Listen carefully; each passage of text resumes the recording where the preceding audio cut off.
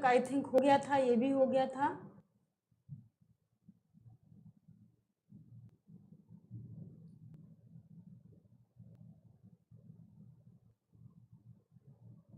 एक बार सब लोग कमेंट्स करके बता दें, एक बार सब लोग कमेंट्स करके बता दीजिए क्या ऑडियो वीडियो क्लियर है, क्या सब लोग, मेरी वॉइस आप लोगों तक आ रही है?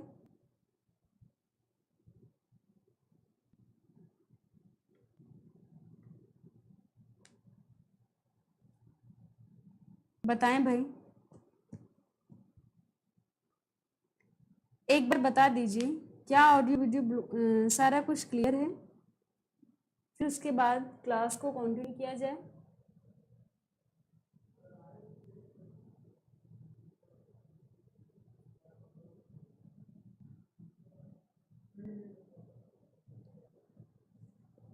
बताएं सारा कुछ क्लियर है? Yes ma'am, okay, thank you. सारा कुछ क्लियर है तो हम लोग कंटिन्यू करते हैं। चलिए देखिए, यहां पर हम बात करेंगे सबसे पहले किसकी, ये क्वेश्चंस के जो सूची सेकंड के पॉइंट दिए हुए हैं ये सही नहीं है। ओके, पहले ही मिस्टेक मिल गई, इसको हम लोग बढ़ा देते हैं, इसको सही करा के तब मेंशन करेंगे अपने क्वेश्चंस में। चलिए हम इस पर देखते हैं, इस पर चर्चा करते हैं। देखिए, जब हम बात करते हैं सीधे सीधे किसकी, आपने देखा यहाँ पर दो सूचियां दी हैं, सूची फर्स्ट एंड सूची सेकेंड। इसी में हम लोगों को पढ़ना है, क्या क्या पढ़ना है आप ये देखिए। देखिए यहाँ पर ABCD 4 पॉइंट दिए हुए हैं, यहाँ पर 6 पॉइंट दिए हैं।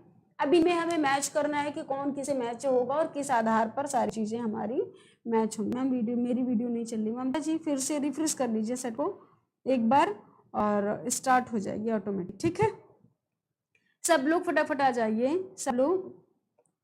ओके, वेरी गुड मॉर्निंग ममता जी, गुड मॉर्निंग। चलिए हम देखते हैं, यहाँ पर आप देख रहे हो, सबसे पहले आप इन टर्मिनोलॉजी को समझिए क्या है, इसके बाद ही आप क्या करेंगे, फाइंड कर पाएंगे। देखिए सबसे पहले क्या है आपका हीमोग्लोबिन, ये है आपका HB। HB का मतलब क्या है, हीमोग्लोबिन। HB का मतलब क्या है, हीमोग्लोबिन। कभी कभी आपने क्या देखा होगा, HB को HGB भी लिखा मिलता है, ये HB के अलावा HGB ये भी इस तरह से लिखा हुआ आपको मिल सकता है। तो इसके लिए आपको कंफ्यूज नहीं होना है, आपको HB को या फिर HGB को, दोनों ही टर्मिनोलॉजी आपको देखने को मिल सकती हैं, जिनका आशय एक ही लेना है, क्या, हीमोग्लोबिन। अब आपको मैंने क्या बताया था अपनी साइंस की क्लास में कि हीमोग्लोबिन क्या है, एक रासायनिक दूत है जिसमें सभी रासायनिक संगठन शामिल होते हैं। ठीक है, नॉर्मल अगर हम लोग पढ़ते हैं कि भाई हीमोग्लोबिन क्या है, तो एक रासायनिक है जिसमें सारे रासायनिक तत्व हमारे सम्मिलित होते हैं। ठीक है, तो ये हीमोग्लोबिन की बात हो जाती है। बाकी अगर हीमोग्लोबिन की डिटेलिंग की जाए कि उसमें आपका WBC, RBC, प्लेटलेट्स, तो हीमोग्लोबिन अपने आप में एक बहुत ही बड़ा एक तरह से पूरा का पूरा पार्ट है, जिसको एक दिन में पढ़ा ही नहीं जा सकता है ना। और 1 घंटे की तो इस तरह से 1-2 घंटे की तो बात छोड़ो, अच्छे से पढ़ने के थोड़ा सा टाइम लगता है। तो अभी आप सिर्फ इतना जानिए कि हीमोग्लोबिन क्या है। हीमोग्लोबिन एक ऐसा शरीर में उपस्थित तत्व है जिसमें हमारे सभी रासायनिक तत्व सम्मिलित होते हैं। ठीक है, अब हम बात करते हैं सीधे सीधे बिटॉट स्पॉट। ये क्या है, सभी जानते हो बिटॉट स्पॉट हमारी एक बीमारी है जो कि आंखों से संबंधित, इसका संबंध कहाँ से, आंखों से है। बिटॉट स्पॉट किस विटामिन से है, तो विटामिन ए से। विटामिन ए से संबंधित अंग क्या है आपका, संबंधित अंग जो है वो आपका हो जाता है क्या, आंख। ओके, बिटॉट स्पॉट आंख में ही तो होता है ना। अब हम बात करते हैं क्या, FSQ। FSQ, लेकिन ये S नहीं होता है, FFQ होता है, ठीक है, FFQ। अब FFQ है क्या है? FFQ होता है food frequency questionnaire, food frequency questionnaire.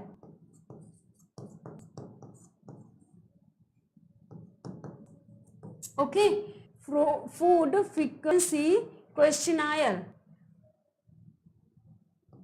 NAIR होता है, क्वेश्चनायर की स्पेलिंग गलत थी। चलिए, तो इसका तो सबसे पहले फुल फॉर्म होता है फूड फ्रीक्वेंसी क्वेश्चनायर।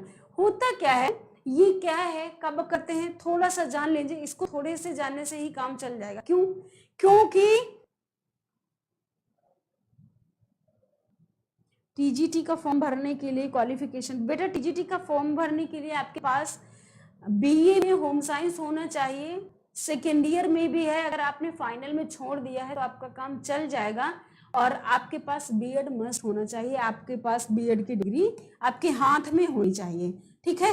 अब हम बात करेंगे सीधे सीधे आहार सर्वेक्षण, खासकर इसको हिंदी में बोल देते हैं आहार सर्वेक्षण, जिसमें इसकी आवश्यकता हमें कब होती है, जब किसी व्यक्ति को कोई ऐसी प्रॉब्लम होती है और डॉक्टर के पास आप जाते हो, तो वो आपसे क्या करते हैं, पूर्ण रूप से सारी आपकी दिनचर्या, जो आपका खाने की जो प्रोसेसिंग है, खाने के जो तरीके हैं, जो विधियां हैं, उन सारी चीज़ों का, उन सारी ही उनसे संबंधित आपसे क्या क्वेश्चन किए जाते हैं, जिसमें एक तरह से आपका FFQ जो होता है वो पूर्ण रूप से आहार मूल्यांकन होता है। क्या होता है? इसमें आहार मूल्यांकन किया जाता है, इसीलिए इसको एक नाम दिया गया है आहार मूल्यांकन उपकरण। FFQ क्या है? एक आहार मूल्यांकन उपकरण है, जिसमें कि खासकर हमारे प्रश्नावली के माध्यम से हमारे खाने की दिनचर्या, खाने का शेड्यूल क्या रहता है, इस चीज का अनुमान लगाया जाता है प्रश्नावली के थ्रू। इसमें हर एक तरह से प्रश्न होते हैं, और प्रश्न जो संबंधित होते हैं वो आपके मंथ से, मतलब पूरे साल के भी हो सकते हैं, या पर्टिकुलर महीने के भी हो सकते हैं, या कुछ सप्ताह के भी हो सकते हैं। ये आपका डिपेंड करता है व्यक्ति के रोग विषयक बीमारी पर, ठीक है। तो कहने का मतलब FFQ आपका एक क्या है, एक आपकी एक उपकरण है, मशीन है, जिसके माध्यम से हम क्या करते हैं, व्यक्ति की खास कर मूल्यांकन करते हैं। किस चीज का मूल्यांकन करते हैं? खाने से संबंधित, ठीक है। इसमें हम प्रश्नावलियां तैयार करते हैं और उसके क्वेश्चन की क्या करते हैं, फिलिंग करते हैं। ये है हमारा FFQ। बॉम्ब कैलोरीमीटर क्या है? बॉम्ब कैलोरीमीटर कैलोरी मेजर करने का एक मशीन है, ये भी, जिसके थ्रू हम कैलोरी की माप करते हैं कि शरीर में कितनी, शरीर को किसी भोज्य पदार्थ में कितनी कैलोरी होनी चाहिए, या हमारे शरीर में कितनी कैलोरी बर्न हो रही, कितनी आवश्यकता है। इन सारी चीज़ों का हम पता किससे करते हैं? बॉम्ब कैलोरीमीटर से करते हैं। MUAC मॉक, जिसको बोलते हैं MUAC, इसको शॉर्टकट में पढ़ते हैं मॉक, ठीक है ना। तो ये क्या है, जब हम मॉक की बात करते हैं, बहुत इंपॉर्टेंट है, अक्सर इसे अच्छे खासे क्वेश्चन बनते हैं आपके नेट में, ठीक है। तो जब हम स्पेशल मॉक की बात करते हैं, तो मॉक में आपका खासकर आता है mid upper arm circumferences, mid upper arm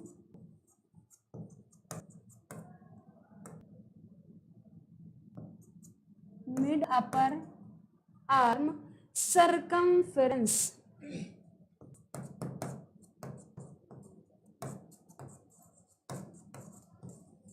ये MUAC क्या है, मतलब मॉक क्या है? मॉक भी आपके पोषण स्थिति के आकलन के लिए होता है, खासकर बच्चों में। क्या जब ये टेस्ट किए जाते हैं, मॉक टेस्ट किया जाता है, तो इसमें बच्चे की जो हाथ होता है, इसकी कोहनी से लेकर के ऊपर, मतलब यहाँ तक, इसके मेन बिल्कुल मिड पॉइंट लिया जाता है, आपकी बाजू का मिड पॉइंट लिया जाता है, और बच्चे की बाजू मेजर की जाती है। इसमें हम टेप का प्रयोग करते हैं। जो आपका टेप होता है वो 3 कलर में आ जाता है, आपका रेड होता है, ग्रीन होता है और येलो होता है।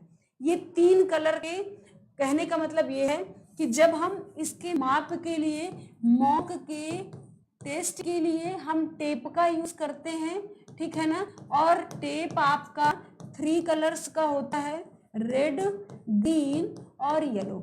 इसके आधार पर हम पोषण की स्थिति का आकलन करते हैं। और ये एक तरह से बहुत ही छोटा उपकरण होता है मीजर के लिए।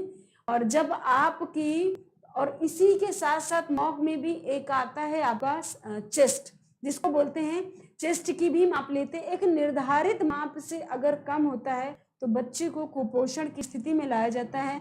और अगर निर्धारित माप से या निर्धारित अंकों से ऊपर का जाता है लेवल, तो उसे सुपोषण यानी अच्छे पोषण की स्थिति में मेजर किया जाता है।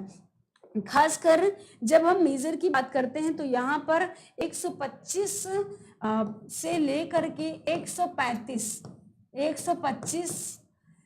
mm से लेकर के 135 सेंटीमीटर तक का हम क्या करते हैं, इसमें मेजर करते हैं, ठीक है। तो ये खासकर आपका क्या है, कुपोषण की स्थिति का आकलन करने के लिए। जब टेप येलो कलर में मेजर किया हमने और जो पॉइंट आया अगर वो येलो कलर पर आता है तो ये खासकर कुपोषण का खतरा माना जाता है। और यहाँ पर ये माना जाता है कि आपको स्पेशल एक डॉक्टर की आवश्यकता है, उसके थ्रू आपको पोषण या परामर्श, आपको पोषण करना है और पोषण से संबंधित आपको परामर्श लेने हैं। ओके, तो इस तरह से आपके खासकर इंडिकेट करते हैं। और जब ग्रीन की बात होती है तो ये आपका अच्छा न्यूट्रिशन माना जाता है कि बच्चा पूर्ण रूप से क्या है, स्वस्थ है। ओके, तो ये मॉक से संबंधित कुछ टर्म थे। इसके बाद हम बात करते हैं क्या, HPLC। HPLC भी आपकी खासकर आपके ब्लड से ही रिलेटेड हो जाता है, आपकी माप के लिए होता है, जिसको हम लोग स्पेशल बोलते हैं। गुड मॉर्निंग पूजा शर्मा। हाई परफॉर्मेंस लिक्विड, देखिए इसका फुल फॉर्म नोट कर लीजिए, हाई परफॉर्मेंस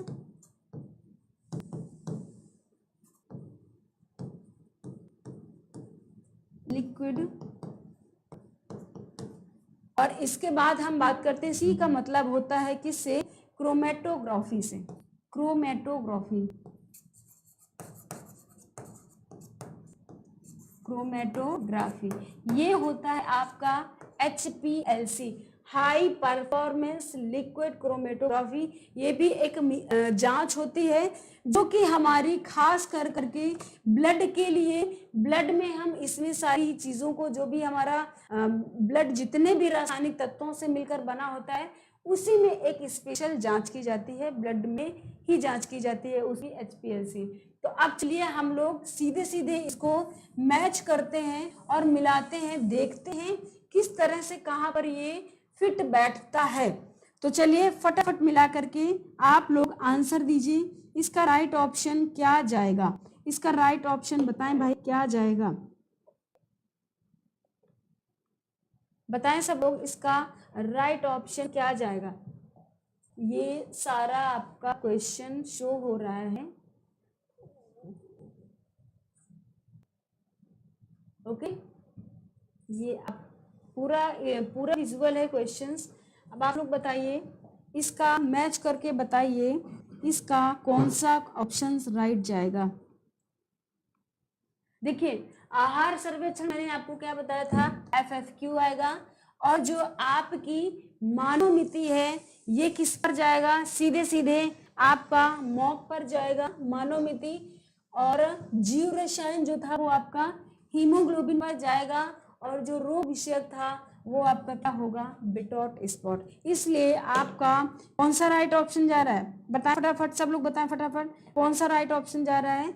ऑप्शन नंबर आपका डी राइट ऑप्शन जा रहा है, ठीक है, option number D is the right option. चलिए हम नेक्स्ट क्वेश्चन देखते हैं। आपका भारत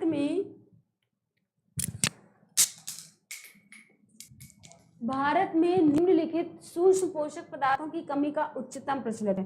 अपने भारत की सिर्फ बात की जा रही है कि भारत में खासकर आपके अपने यहाँ पर किन विटामिन की कमी के कारण ये आपके सारे एक तरह से जो डिजीज देखने को मिल रही है वो सबसे ज्यादा कौन सी है, पहले नंबर पर कौन सी है? तो चलिए बताइए, क्या विटामिन ए है, या प्रोटीन से संबंधित है, या कैल्शियम से संबंधित है, या लौह से संबंधित है, या विटामिन डी से संबंधित है? तो बताइए कौन कौन सी जो हमारे सूक्ष्म पोषक तत्व हो जिनकी कमी ज्यादा करके आम पब्लिक में देखने को मिलती है।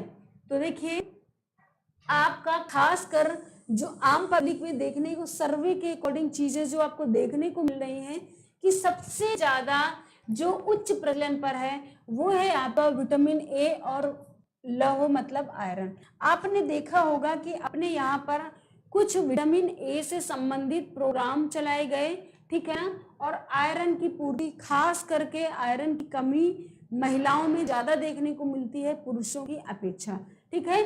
हीमोग्लोबिन का लेवल बहुत ही कम रहता है, क्यों? क्योंकि ये आपकी कुपोषण की स्थिति को दर्शाती है। इसलिए इसका राइट ऑप्शन क्या है? ऑप्शन नंबर पहला और चौथा है। अब यहाँ पर हम देखते हैं कि आपका यहाँ पर ए आएगा, बी सी डी, मतलब ए और डी।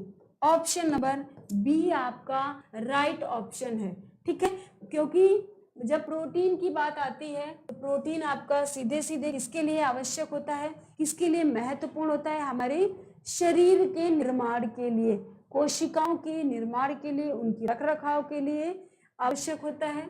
जब हम कैल्शियम की बात करते हैं, ठीक है ना, तो कैल्शियम ही आपका हड्डियों के लिए बहुत ही उपयुक्त और बेहतरीन विकल्प माना जाता है।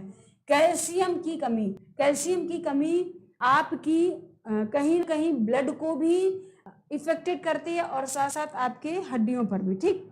इसके बाद आप आयरन को तो जान ही रहे हो, आयरन आपका सीधे सीधे ब्लड पर असर डालता है कि आपके शरीर में अगर आयरन की मात्रा कम है तो आपके शरीर में हीमोग्लोबिन प्रचुर मात्रा में बन नहीं पाएगा, जितनी आवश्यकता होनी चाहिए उतनी तरीके से नहीं बन पाएगा, ठीक। अब हम बात करेंगे विटामिन डी। विटामिन डी जो आपका है ये आपका हड्डियों से संबंधित है। विटामिन डी की कमी होने पर आपको हड्डियों संबंधी रोग होने लगते हैं, जो कि एज बाय एज ज्यादा इसका प्रभाव देखने को मिलता है, ठीक है ना। तो ये इस तरह से आपके कुछ ये ऑप्शंस थे जो कि खासकर अपने भारत में पोषण पदार्थों की कमी के लिए इन सभी में जो उच्च लेवल पर है, जो हाईएस्ट लेवल पर है, जिन पर अभी भी काम होने की जरूरत है और अभी भी काम चल रहे हैं, ठीक है। इसलिए इसका राइट ऑप्शन क्या है? ऑप्शन नंबर बी आपका राइट ऑप्शन होगा। चलिए हम नेक्स्ट क्वेश्चंस की बात करते हैं। क्वेश्चन नंबर 21,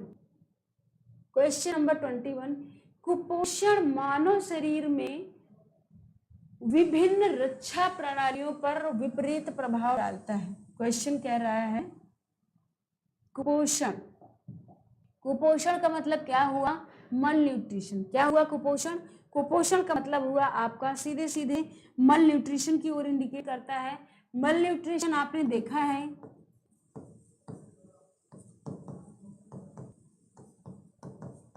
मल न्यूट्रिशन आपने देखा कितने प्रकार का होता है? खास करके 2 प्रकार का होता है, एक होता है कुपोषण, एक होता है सुपोषण, ठीक है। अब इसमें आप देखते हो क्या? कुपोषण, दूसरा होता है सुपोषण। जब आप बात करते हो किसकी? कुपोषण की, तो कुपोषण का मतलब होता है यहाँ पर जब 2 तरीके का कुपोषण हो सकता है। एक ऐसा कुपोषण जिसको हम बोलते हैं, एक बोलते हैं ओवर न्यूट्रिशन, और जिसको एक को बोल देते हैं हम क्या? Under nutrition. ओके, क्या बोलते हैं? अंडर न्यूट्रिशन, इस तरह से बोल देते हैं ना। अब कुपोषण जरूरी नहीं है कि हमको कम ही खाना मिल रहा है या हमें जितने न्यूट्रिएंट्स की आवश्यकता है उतने हमें नहीं मिल रहा है तभी कुपोषण का, ऐसा बिल्कुल नहीं है। आपका जो कुपोषण है वो आपकी जितनी आपकी बॉडी को न्यूट्रिएंट्स की आवश्यकता है, अगर उतना नहीं मिल रहा तो भी कुपोषण है। और अगर आप न्यूट्रिशन उससे ज्यादा ले रहे हो, मतलब जितने पोषक तत्वों की आवश्यकता हो आप उतना तो ले ही रहे हो और ज्यादा ले रहे हो, वो भी आपका किसकी? कुपोषण की स्थिति में आएगा, ठीक है ना, समझ में आई बात ना कि कैसे आपका ओवर न्यूट्रिशन, अब ओवर न्यूट्रिशन अगर हो जाएगा तो आपका वजन बढ़ना, अब जब वजन बढ़ेगा तो उससे संबंधित बीमारियां, मतलब कि सिंड्रोम, क्या एक इंडिकेट करेगा, सीधे सीधे सिंड्रोम की ओर इंडिकेट करता है, जो कि एक ना एक नई बीमारियों को जन्म देता है।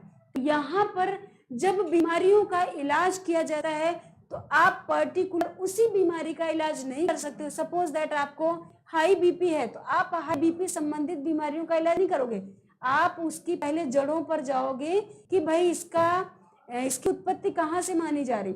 आप मोटापा पर भी सबसे पहले कंट्रोल करना पाओगे, उसके बाद अपने न्यूट्रिशन पर कंट्रोल करोगे, उसके बाद आप क्या करोगे, आपके जो वाहिकाओं में, जो आपकी नर्व्स में ब्लड बह रहा है, मतलब कहीं पर बहुत ज्यादा वसा या फैट इस तरह से तो नहीं है, तो कहने का मतलब डायरेक्ट आपकी जो ब्लड से संबंधित बीमारी हो जाएगी वो डायरेक्ट इलाज से नहीं सही होगी। उसके लिए जरूरी है कि बिल्कुल बेसिक से इलाज करेंगे, तब आगे का प्रोसेस ऑटोमेटिक सही होता चला जाएगा। तो कहने का मतलब ओवर न्यूट्रिशन की अगर बात की जाए तो ये सीधे सीधे एक सिंड्रोम को जन्म देता है, एक सिंड्रोम यहाँ से बनना स्टार्ट होता है, ठीक है, जो एक न एक नई नई बीमारियों को एक दूसरे से अटैच होती हुई जन्म देती चली जाती हैं। ओके, आई होप दैट आप ओवर न्यूट्रिशन समझे होंगे। अंडर न्यूट्रिशन बहुत बेसिक चीज है, जिसमें कि बच्चे को या किसी को भी, किसी उम्र के व्यक्ति को पूर्ण कंप्लीट न्यूट्रिशन नहीं मिल पा रहा, मतलब संतुलित आहार उसको नहीं मिल पा रहा है, ठीक है ना, तो वो होता है क्या, आप उसका अंडर न्यूट्रिशन, पूर्ण रूप से उसको न्यूट्रिशन ना मिल पाना। सुपोषण की हम बात करते हैं। सुपोषण एक ऐसा न्यूट्रिशन होता है जो कि बहुत ही बैलेंस होता है, एक तरह से बैलेंस होता है, हर एक व्यक्ति की उम्र को देखते हुए, हर एक व्यक्ति की नीड को देखते हुए यहाँ पर एक डाइट प्लान किया जाता है, किस व्यक्ति को कितने पोषक तत्वों की आवश्यकता है, अगर उसको कोई रोग है तो उसके रोगों के अकॉर्डिंग हम उसका डाइट प्लान किस तरह से कर सकते हैं।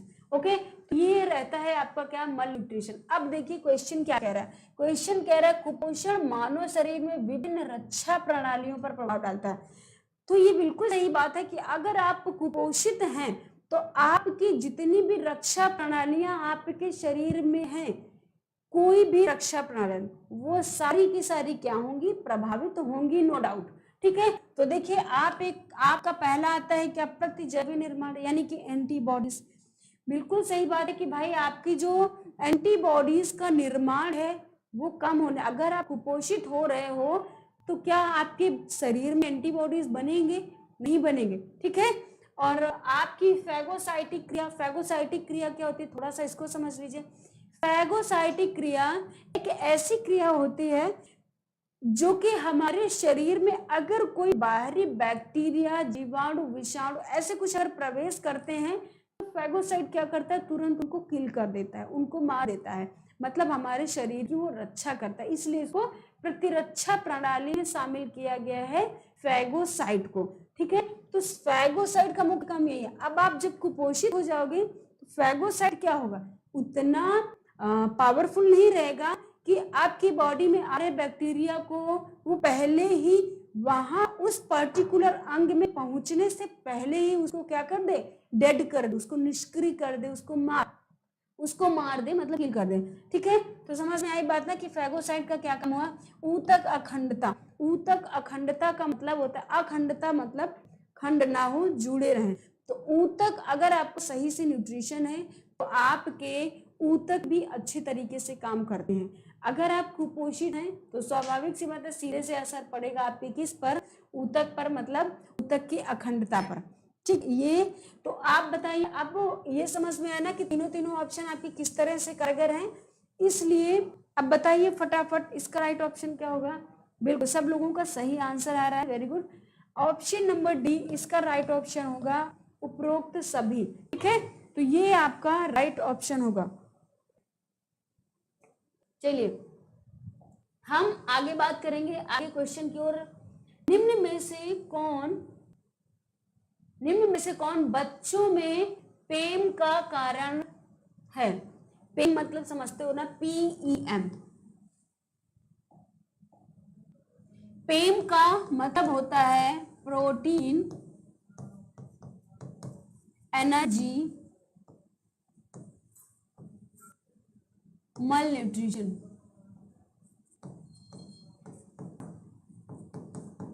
प्रोटीन, एनर्जी, मल न्यूट्रिशन मतलब प्रोटीन और एनर्जी, ऊर्जा की कमी से जो रोग देखने को मिल रहा है, वो जो आपका पेम है, कहने का मतलब बच्चे में प्रोटीन की भी कमी है, ऊर्जा की भी कमी है। तो कौन सा उसका एक पर्टिकुलर कारण हो सकता है, उसका प्रभावित करने वाला तत्व हो सकता है? तो बताएं सब लोग। देखिए बहुत से लोग आंसर कर रहे हैं 22 का ए कैसे होगा भाई? ए कैसे होगा? देखिए क्या मातृ कुपोषण यहाँ पर एक अलग बात हो गई, ठीक है ना। मातृ कुपोषण यहाँ पर अगर माता का कुपोषण देखा जाएगा तो क्या वहां पर पेम को इंडिकेट किया जाएगा क्या? आप देखते हो ये बच्चों में होने वाली बीमारियां होती है। पेम क्या है?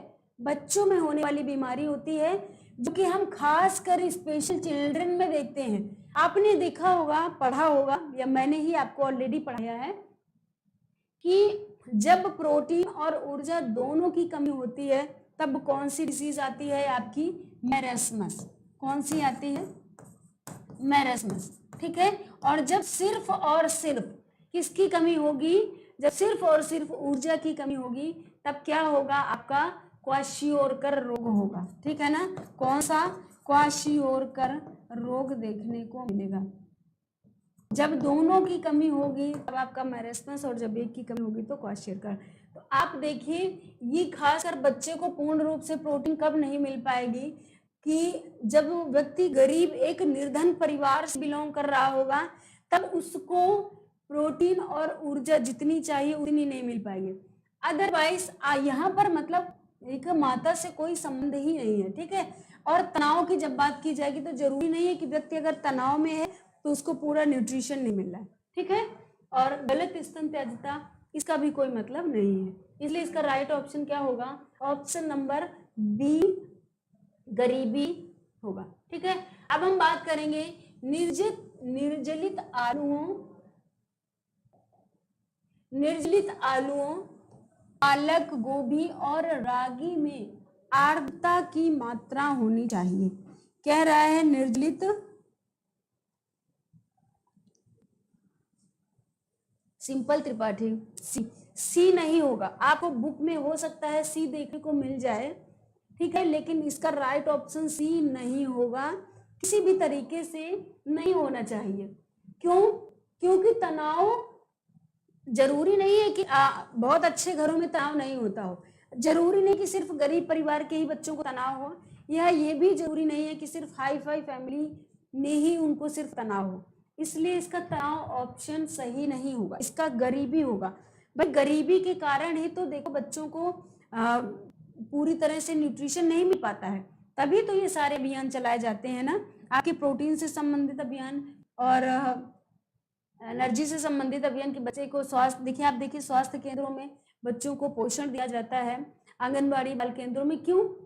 तनाव की वजह, उनका तनाव कम, तनाव का तो कोई मतलब ही नहीं, बच्चे तनाव क्यों लेंगे इतना, उनके पोषण के लिए ही दिया जाता है। उनमें गरीबता है, इसलिए ये अभियान चलाया जाता है कि कम से कम एक बच्चे को उतना पर डे एनर्जी मिलना चाहिए जो उसके मानक के दायरे में आता हो, ठीक है।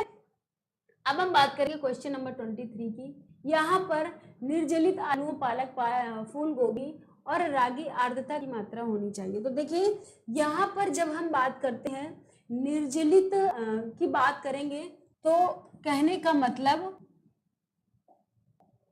यहाँ पर आपको आर्द्रता की मात्रा बतानी है कि कितनी आर्द्रता होनी चाहिए। तो इनमें आपकी आर्द्रता होनी चाहिए कितनी? 18 से 24%। कितना होना चाहिए आपका? 18 से 24। इसका ऑप्शन नंबर सी होगा, ऑप्शन नंबर बी नहीं होगा, ऑप्शन नंबर सी होगा, ऑप्शन नंबर यहाँ पर सी होगा।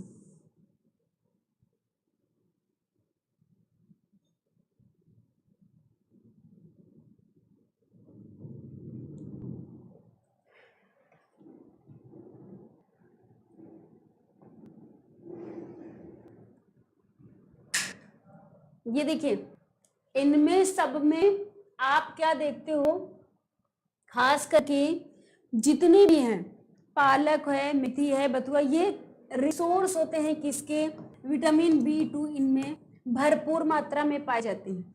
दूसरी चीज क्या होता है, इनमें आर्द्रता की मात्रा 18 से 24% होनी चाहिए। अगर इनमें आर्द्रता की मात्रा कम हो जाएगी तो ये क्या हो जाएंगे, बिल्कुल से निर्जलीकृत हो जाएंगे, सूख जाएंगे। इनमें पौष्टिक तत्व भी क्या हो जाएंगे, कम हो जाएंगे। अगर इनमें आर्द्रता की मात्रा कम हो जाएगी तो इनका पौष्टिक तत्व भी कम हो जाएगा। और खासकर इनको हम 3 से 4 डिग्री सेल्सियस के टेम्परेचर पर क्या रखते हैं, इनका जो टेम्परेचर होता है वो 3 से 4 डिग्री सेल्सियस के बीच में माना जाता है। ठीक है, इसलिए इसका राइट ऑप्शन क्या होगा, ऑप्शन नंबर सी होगा। अच्छा क्वेश्चन है, इस तरह के क्वेश्चन पूछ लिए जाते हैं। इसके बाद हम नेक्स्ट क्वेश्चंस की बात करेंगे। नेक्स्ट क्वेश्चंस क्या है, निम्न में से कौन से पोषक अभाव, बात किसकी की जा रही है, पोषक अभाव रोग नहीं है। पोषक अभाव रोग, पोषक एक होता है पोषक पूर्ति रोग और दूसरा यहाँ पर पूछा गया है पोषक अभाव रोग। तो देखिए इसको, देखिए ये क्या है, जीरोप्थैल्मिया। जीरोप्थैल्मिया आपका सीधे सीधे कोई संबंधित अंग से है, तो आंखों से इसका संबंध, इस रोग का संबंध किससे है, आंखों से है। किस विटामिन की कमी से है, तो विटामिन ए की कमी से है। किस विटामिन की कमी से है, विटामिन ए की कमी से है। डिसलिपिडीमिया का मतलब होता है, डिसलिपिडीमिया का मतलब होता है कि आपकी जो ब्लड है उसमें लिपिड्स की मात्रा का कम और ज्यादा होना। डिसलिपिडीमिया मतलब ब्लड में लिपिड की मात्रा का कम होना, ऊपर की तरफ एरो इंडिकेट करता है, कम होना नीचे की तरफ एरो इंडिकेट करता है, और अधिक होना ऊपर की तरफ, मतलब इम्बैलेंस हो जाना आपके लिपिड्स का। अब लिपिड्स क्या होंगे आपके, वही आपका एक HDL, दूसरा LDL और तीसरा ट्राइग्लिसराइड। मतलब HDL मतलब हाई डेंसिटी लिपोप्रोटीन, LDL मतलब होता है लो डेंसिटी लिपोप्रोटीन। ठीक है, तो डिसलिपिडीमिया का मतलब समझ में आया। इसके बाद हम बात करते हैं, यहां पर ऑस्टियोमेलेशिया होता है, ऑस्टियोमेलेशिया, एन काट दीजिएगा, मलेशिया होता है, ऑस्टियोमेलेशिया।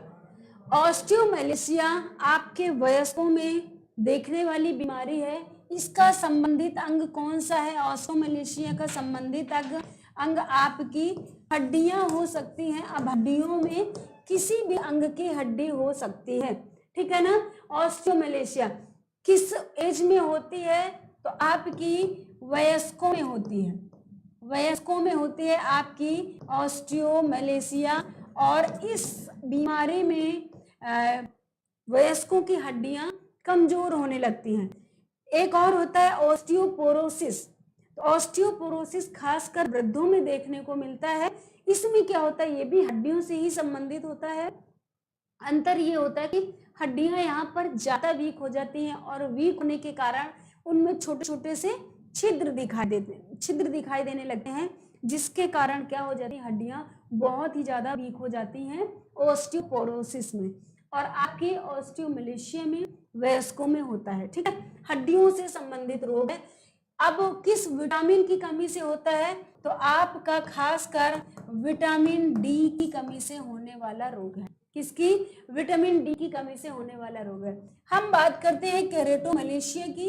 केरेटोमलेशिया भी आपका आंख से संबंधित भी रोग है, और आंख से संबंधित आपका जितनी भी आंख से संबंधित समस्याएं होती हैं वो किस न्यूट्रिशन की कमी से होती हैं, तो वो सीधे सीधे इंडिकेट करता है किसकी ओर, विटामिन ए की ओर इंडिकेट करता है। यानी विटामिन ए की कमी से क्या होगा आपको, केरेटोमलेशिया। केरेटोमलेशिया जब इसमें आंखों की रोगों का पूरा सीक्वेंस पूछता है, तो ये आपका केरेटोमलेशिया सबसे लास्ट स्टेज होती है।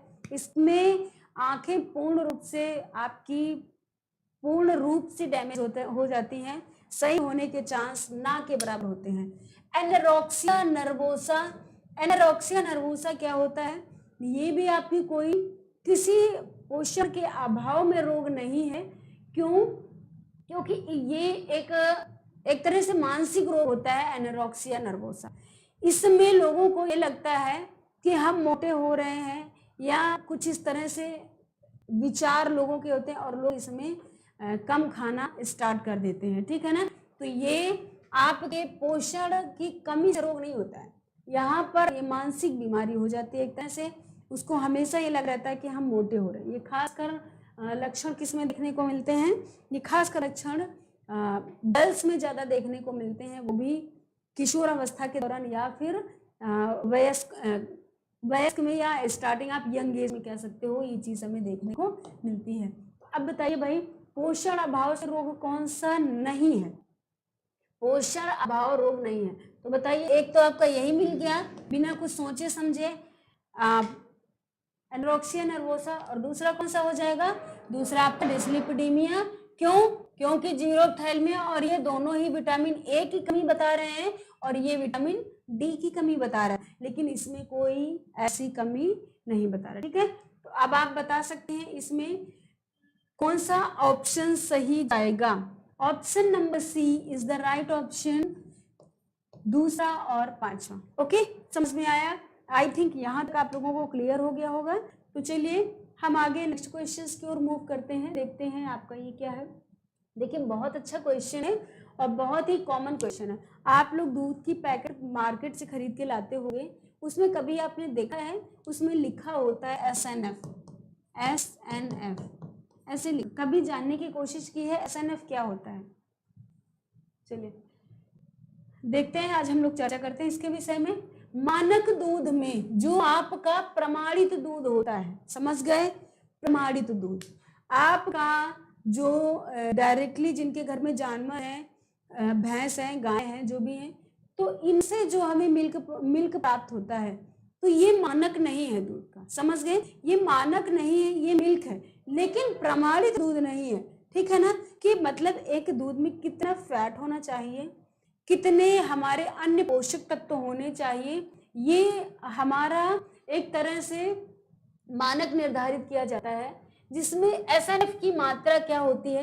SNF की मात्रा भी निर्धारित होती है। तो हम बताएंगे मानक दूध में जो हमारा दूध रखा गया है मानक, उसमें SNF की मात्रा कितनी बताई गई है? क्या 8.5 बताई गई है, या 7.2 बताई गई है, या 6.5 बताई गई है, या 5.2 बताई गई है?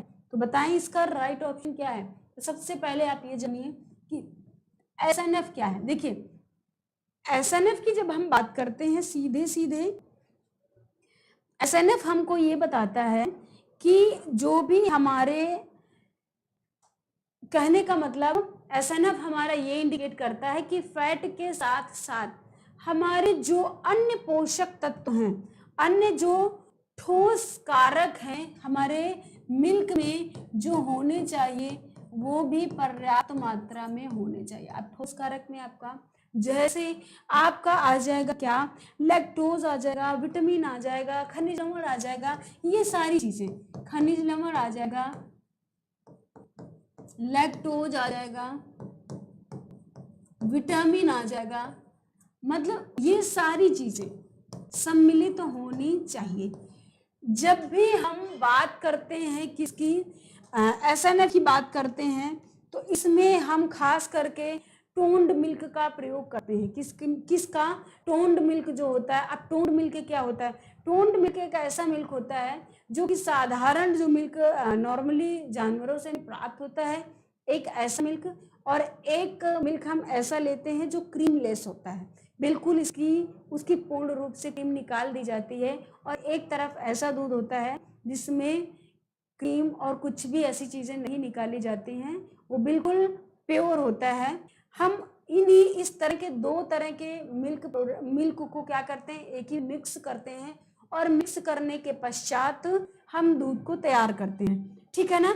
तो कहने का मतलब कि इसमें जो SNF में आपका फैट रखा जाता है वो कितना रखा जाता है 3%। मतलब इस तरह का दूध बन के तैयार होना चाहिए जिसमें फैट की मात्रा कितनी हो, 3% हो, और SNF जो हो वो कितना हो आपका 8.5 हो।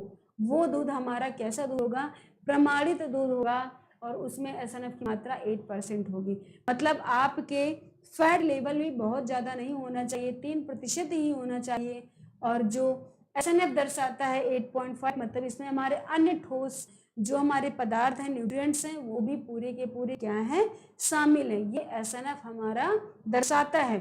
जैसे आपका खनिज लवण हो गया, लैक्टोज हो गया, विटामिन हो गया, और जितने भी सारे कंप्लीट फूड पाए जाते हैं वो, ठीक है। SNF का फुल फॉर्म होता है सॉलिड नॉट फैट, ठीक है ना, सॉलिड नॉट फैट। अब सॉलिड नॉट फैट से ही पता चल जाता है, सॉलिड नॉट फैट मतलब पूर्ण रूप से फैट की अवेलेबिलिटी मिल्क में ना हो। जितना कॉमन हमें दूध में मिलता है उतना फैट, इसीलिए बोला जाता है कि आप दूध जब लें तो उसका फैट निकाल करके तभी दूध को उसका प्रयोग करना चाहिए, अदरवाइज आपकी बॉडी में फैट स्टोरेज होने लगता है, फैट की मात्रा बढ़ जाती है, ठीक है ना। देखिए नाम से ही पता चलता है सॉलिड नॉन फैट, मतलब जो जितना एक फैट का मात्रा होता है वो आपके दूध में अवेलेबल ना हो, ठीक है। समझ में आई बात ना कि SNF क्या है, इसलिए इसका राइट ऑप्शन नंबर ए जाएगा 8.5, ओके 8.5। चलिए अब हम बात करेंगे नेक्स्ट क्वेश्चंस की। देखते हैं अभिकथन और कारक वाला क्वेश्चन है।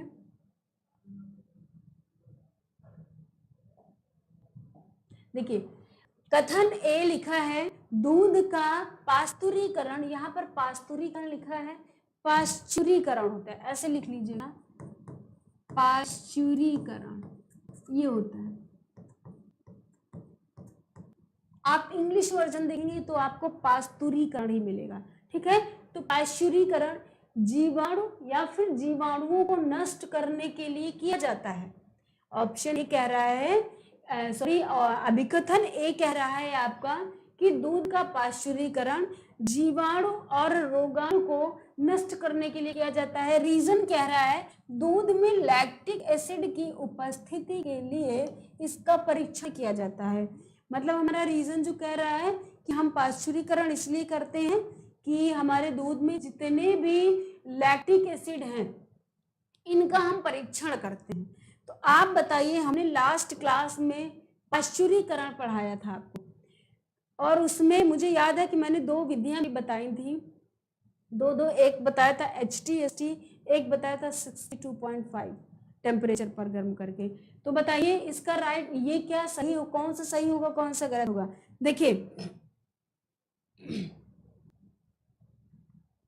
देखिए जो आपका पाश्चुरीकरण किया जाता है, किसी ने बोला है दोनों, सिंपल त्रिपाठी कह रहे हैं दोनों गलत। दोनों कैसे गलत होंगे भाई बच्चे, पाश्चुरीकरण हम क्यों करते हैं, क्योंकि हमारे जो हमारा मिल्क है उसमें क्या हो, जितनी भी बाहरी अशुद्धियां हो, जितने भी जीवाणु, छोटे छोटे जीवाणु हो, वो क्या हो, नष्ट हो जाए। इसीलिए तो हम पाश्चुरीकरण करते हैं, मतलब दूध को बॉयल करते हैं। अब बॉयल इसीलिए करते हैं कि इसके जो रोगाणु है और जीवाणु है वो सारे नष्ट हो जाए। हम दूध को इसलिए नहीं बॉयल करते हैं कि हम उसकी जो लैक्टिक एसिड की मात्रा है हम उसको मीजर करें। लैक्टिक एसिड की मात्रा को मीजर करने के लिए हमें स्पेशल एक यंत्र का उपयोग करना पड़ेगा, ना कि हमें उबालने के मेथड से हमें पता चल जाएगा लैक्टिक एसिड की मात्रा कितनी है, ठीक है। तो इसलिए हम उबालने जैसी, पाश्चुरीकरण मतलब उबालना, हम उबालने की प्रोसेस कब करते हैं, जब हम जीवाणु और विषाणुओं को नाश करते हैं। इसलिए नहीं करते हैं कि हमें लैक्टिक एसिड इसमें हमें परीक्षण करना है, बॉयल से पता नहीं चलेगा इसका। इसलिए आपका ए सही है और आर गलत है। अब बताइए इसका राइट ऑप्शन क्या होगा, ऑप्शन नंबर सी बिल्कुल मैच खाएगा, ए सही है और आर गलत है। ओके क्लियर हुआ। नेक्स्ट हम देखते हैं, कह रहा है आपका क्वेश्चन कह रहा है दूध में पनीर की क्रिया, दूध में पनीर बनाने की क्रिया किस पीएच पर केसीन अवक्षेप होती है, किस क्रिया पर केसीन अवक्षेप होती है। दूध में कौन सी प्रोटीन पाई जाती है? Casein. Thank you so much. देखो, जब हम इसकी हम बात करते हैं केसिन अवक्षेप की बात, जब आप दूध को फाड़ते हो तो आप में देखते हो जैसे ही आप क्या करते हो, चेडरिंग करते हो ना, मतलब दूध फाड़ने की प्रोसेस करते हैं जिसको हम चेडरिंग बोलते हैं, ठीक है। उसमें क्या होता है, पानी अलग हो जाता है और थक्के के रूप में आपको पनीर के रूप में प्राप्त होता है। वही होता है क्या आपका, वो होती है केसिन प्रोटीन। क्या होती है? Casein protein. मतलब कि केसिन उस टाइम दूध में फैला हुआ होता है। अब अवक्षेप मतलब केसिन को अलग, दूध से केसिन प्रोटीन को अलग करने का काम हम किस पीएच पर ये क्रिया करते हैं, पनीर बनाने की क्रिया करते हैं। तो पीएच हमने आपको बताया था, पीएच मान आपका कहाँ से कहाँ तक होता है? पीएच मान आपका 0 से लेकर के कितना होता है? 14 तक होता है। 7 में आपका क्या न्यूट्रल होता है, और 7 के पहले अगर आता है तो क्या होता है? अम्लीय होता है, और 7 के आफ्टर जाता है तो क्या होता है? क्षारीय होता है, ठीक है ना, क्षारीय होता है। अब देखिए यहाँ पर, अब हमें जब हम इतना अम्लीय चीज डालें जो आपका दूध को फाड़ दे, मतलब केसिन प्रोटीन को अलग कर दे, तो बताएं आप लोग इसका राइट ऑप्शन बताएं। ऑप्शन नंबर सी कितने लोग हैं? भैया सी कैसे होगा? सी नहीं होगा, आपका क्षारीय में चला जाएगा ना 7.5। आपका 6, आपका इसका जो राइट ऑप्शन है वो राइट ऑप्शन होगा, एक सेकेंड,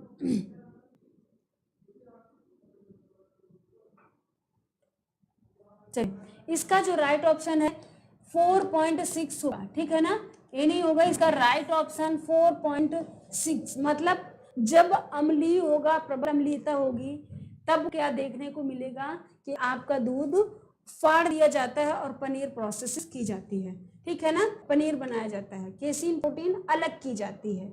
चलिए हम नेक्स्ट क्वेश्चन की बात करेंगे, क्वेश्चन नंबर 28।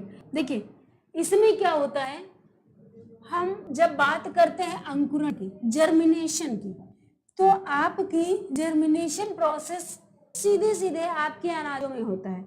जर्मिनेशन प्रोसेस करने से यानी अंकुरण करने से आपके पोषक तत्वों की मात्रा क्या हो जाती है? बढ़ जाती है। विटामिन बी की मात्रा अंकुरण में बढ़ जाती है। विटामिन बी के साथ साथ विटामिन सी की मात्रा भी बढ़ती हुई देखने को मिलती है, ठीक है। जब हम किण्वन प्रोसेस करते हैं, किण्वन का मतलब होता है खमीरीकरण।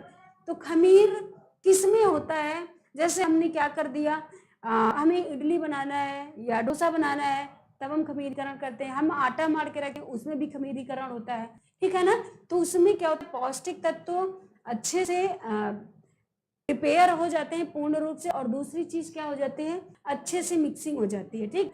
उसके बाद हम बात करते हैं प्रबलीकरण यानी फोर्टिफाइड की, कि अगर इसका मतलब होता है कि ऐसा पोषक तत्व जिसमें पोषक तत्वों की कमी है और हम उस पर अलग से पोषक तत्वों को ऐड करते हैं, शामिल करते हैं, ठीक है। और प्रतिरक्षण होता है आपका सीधे सीधे कि आपके मतलब रक्षा करना, किसी चीज की प्रतिरक्षण करना कि किसी भी भोज्य पदार्थ में कोई बैक्टीरिया, कोई जीवाणु, कोई विषाणु प्रवेश ना करे, उसका बचाव करना, ठीक है। तो समझ में आई बात ना? तो बताइए अंकुरण किसमें होगा?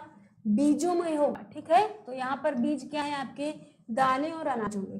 किण्वन किसमें होगा? किण्वन किसमें होगा? गुथे हुए आटे को आप मार कर रखते हो, आप आटे को सान कर रखते हो तो वो थोड़ा सा फूल जाता है, अच्छा सा सॉफ्टनेस आ जाती है उसमें, किसके कारण? किण्वन के कारण। प्रबलीकरण क्या होता है आपका? प्रबलीकरण करेगा आपका निर्जलीकरण, ठीक है ना। निर्जलित जितने भी आप देखते हो आपके प्रोडक्ट मार्केट में जो मिलते हैं ड्राइनेस फॉर्म में, उनमें क्या होता है? प्रबलीकरण किया जाता है, पोषक तत्वों को शामिल किया जाता है, ठीक है ना। जो भी पोषक तत्व उसके नष्ट हो गए हैं उन पोषक तत्वों को शामिल किया जाता है, किस मेथड में? प्रबलीकरण मेथड के थ्रू, ओके। अब हम बात करते हैं प्रतिरक्षण की, मतलब कि तेल और मक्खन और क्या है आपका? आटा। इनमें हम प्रतिरक्षण करते हैं, बचाव करते हैं किसी भी भोज्य पदार्थों को। तो आप बताइए भाई इसका राइट ऑप्शन क्या जाएगा? ए बता रहा है तीसरा, ए का तीसरा, किन्वय दूसरा, मतलब बी का आएगा आपका चौथा, और सी जाएगा आपका पहला। यहाँ पर थोड़ा सा उल्टा हो गया है और इस तरह से, ठीक है। तो आपका सीधे सीधे आपका सी जाएगा पहला और डी जाएगा आपका दूसरा। इसलिए इसका राइट ऑप्शन कौन सा, इसका राइट ऑप्शन कौन सा जा रहा है? Option number D, option number D, ठीक है। तो समझ में आई बात ना किस तरह से काम करते हैं। अब आपका इसका राइट ऑप्शन डी होगा, ठीक है। तो फ्रेंड्स आज हम अपनी क्लास यहीं पर ओवर कर रहे हैं, बिकॉज हमारे सर आ चुके हैं। नेक्स्ट क्लास कंटिन्यू होने जा रही है। तो आज के लिए भी इतना ही। यहां तक किसी को कोई प्रॉब्लम तो नहीं? किसी को कोई प्रॉब्लम तो नहीं यहाँ तक? आई होप दैट सारी चीजें आप लोगों की क्लियर हो गई होंगी। Okay, thank you all of you.